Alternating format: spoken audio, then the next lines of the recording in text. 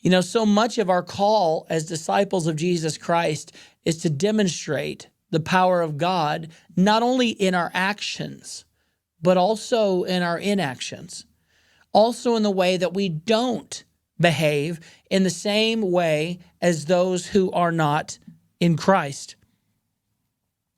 And I want to ask you something, and I want to tell you once again, depending on your season, depending on your call, depending on what God has allowed in your life right now. I'm not saying to go to some euphoric place of false peace and pretend that everything's okay and try to psych yourself up and act like a crazy person that, everything's fine. My arms and legs are falling off. I'm dying of a horrible disease.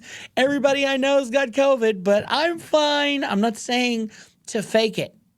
I'm saying to get in community with God. But also what I want to ask you is, and once again, I don't want to hurt you. I don't want to hurt anybody.